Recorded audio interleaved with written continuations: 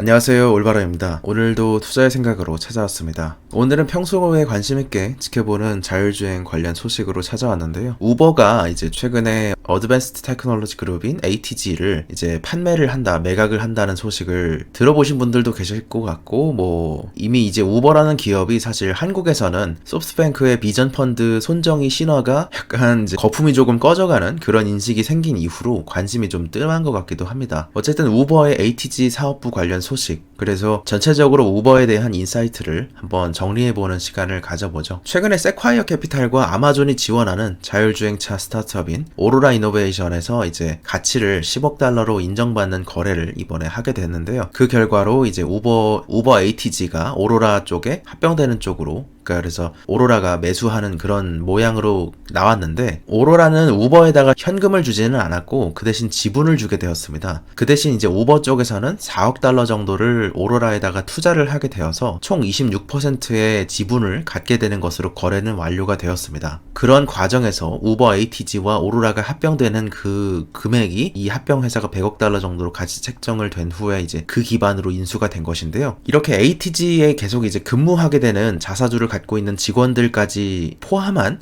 직원들이나 여기에 우버 ATG에 투자했던 지분까지 포함한다면 약 40% 정도가 우버의 지분으로 들어간다고도 볼 수 있습니다. 사실상 이렇게 되면 오로라와 우버 자율주행팀의 합병의 느낌에 조금 더 가깝습니다. 이름은 매각인데 실제로는 합병에 가깝다는 걸 말씀드리고 싶습니다. 이전에 이제 덴소나 도요타, 소프트웨어 비전 펀드나 이런 데에서도 우버에다가 10억 달러 정도를 투자한 바 있었죠. 이렇게 돈이 많이 들어가는 거는 결국에는 이제 아무래도 이제 프리캐시 플로우가 안 도는 영향도 있겠지만 ATG라든지 프라이트라든지 우버가 굉장히 많은 미래 전략을 하고 있었기 때문이기도 했습니다. 그래서 그 당시에 72억 5천만 달러 정도로 평가를 받았었는데, 이번에 합병된 후 100억 달러 정도로 평가됐으니까 나쁘지 않게 됐다, 지금 그런 생각은 들고 있고요. 그리고 이제 오로라 합병 후에는 우버 ATG 유닛과 오로라의 합병팀이 대략 이제 우버 같은 경우는 피츠버그와 샌프란시스코, 토론토 등에서 사업을 하고 있는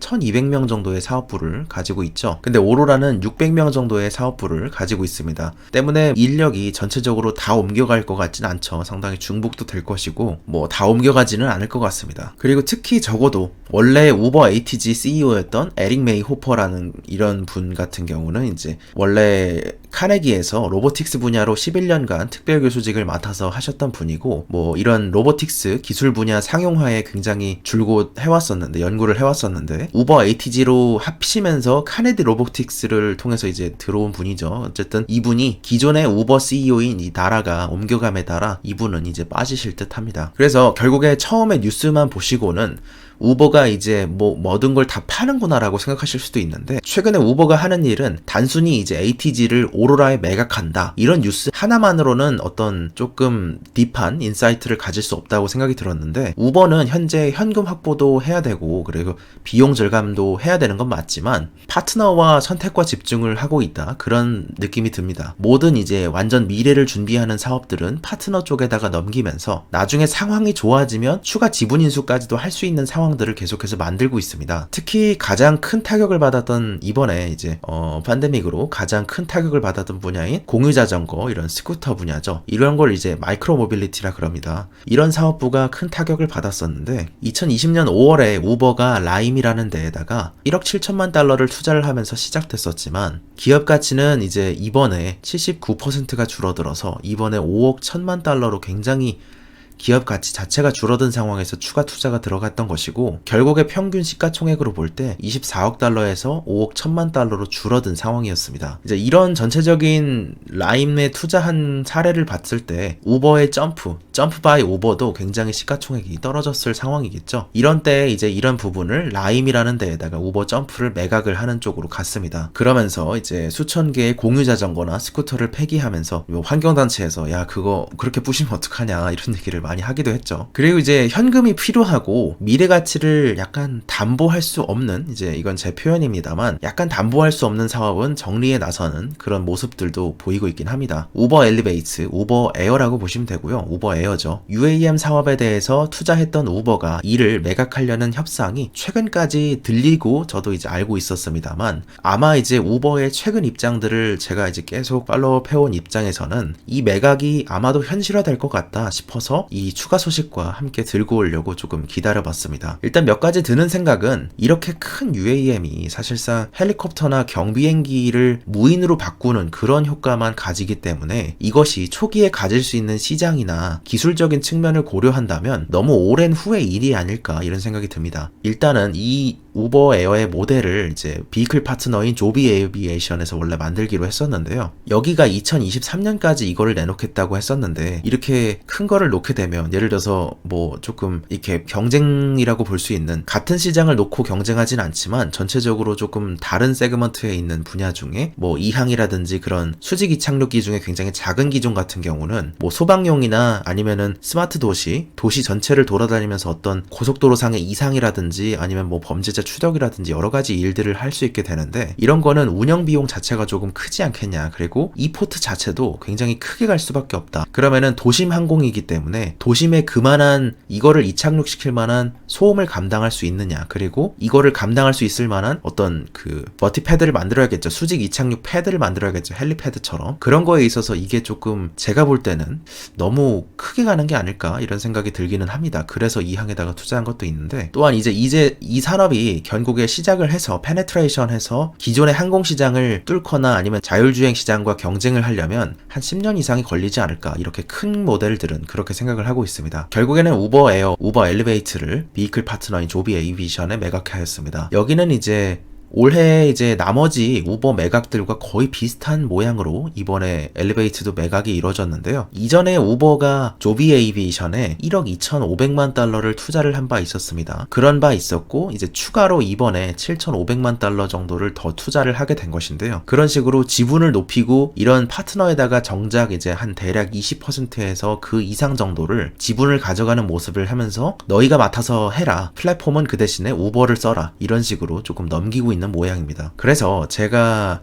볼 때는 매각한다기보다는 조금 이제 어떤 스피노프나 기업 분할 가까운 것에 아니냐, 약간 아웃소싱 하는 거, 그리고 우버 전체를 플랫폼화 시키려는 것이 아니냐 이런 생각이 들긴 합니다. 우버 엘리베이트도 비클 파트너인 조비 에이비에이션에 투자했던 것을 바탕으로 2021년까지 각자의 서비스로 서로의 앱에 통합하기로 합의를 했고, 지분 투자 형식으로 사실상 좀 정리가 된 모양이고, 점프바이 우버 같은 경우도 뭐 마이크로 모빌리티죠. 여기도 2022년이나 2024년 대략 이제 뭐 백신이 나와서 전체적으로 사람들이 막 돌아다닐 쯤에 공유 자전거나 공유 스쿠터를 타고 다닌다면 그때쯤에 추가로 매수할 수 있는 옵션을 포함해서 거래를 했거든요. 그러니까 나중에 이것도 합칠 수 있는 상태로 넘겨 있는 상태이고, 우버 어드밴스드 테크놀로지 그룹 같은 경우에도 마찬가지로 ATG의 지분을 오로라에다가 넘기면서 총 26%, 만약에 그 직원들이 가지고 있는 거나 투자자가 했던 것까지 합친다면 약 40%의 지분을 추가로 갖게 되는 것입니다. 그에 이제 원래 우버 ATG는 75억 달러로 평가받았으나 이번에는 이제 100억 달러로 평가를 높여서 받았다고 볼 수도 있고, 오로라가 이제 트럭 관련해서 하니까 조금 뭐 괜찮은 솔루션이라고 생각을 합니다. 그 외에도 우버의 물류 분야도 최근에 지분을 매각한 바 있었습니다. 약 5억 달러 정도의 현금을 조달을 했는데, 결국에 이를 통해서 돈을 벌어서 포스트메이트를 인수를 하게 되었죠. 그러니까 매각은 매각인데 생각보다 이거를 이제 안 하겠다 뭐 이렇게 해서 던진다기보다는 자체 우버는 기업 가치를 좀 더 높이고 수익성을 갖추면서, 원래 다라 CEO가 와서 하는 게 그겁니다. 수익성 높이는 거. 그거에 집중하면서 새로운 기술 분야들은 당장의 수익성을 담보하기 어렵고 너무 많은 돈이 들어가기 때문에 우버와의 플랫폼 관계는 남두고 지분 회사에다가 투자하는 식으로 관계를 설정을 새롭게 하는 것이죠. 그러면서 전체적으로 지분은 20% 이상씩은 가져가면서 대주주로서의 영향력은 끼칠 수 있다고 생각이 듭니다. 우버에 대한 인사이트는 여기까지 정리를 해보게 됐는데, 최근에 이제 태양광 분야에서는 개인적으로 엑셀 만들면서 놀고 있는데, 뭐 이런 식으로 전체적으로 하나하나씩 공부하면서 놀고 있습니다. 여기에 모든 기업을 다 추적할 생각은 없고요. 제가 개인적으로 눈여겨보던 기업들 중에서만 추가를 하고 있습니다. 뭐 여기 다 담진 않고 다 담아있진 않습니다. 그리고 구조적으로 1위이거나 지금 마켓쉐어를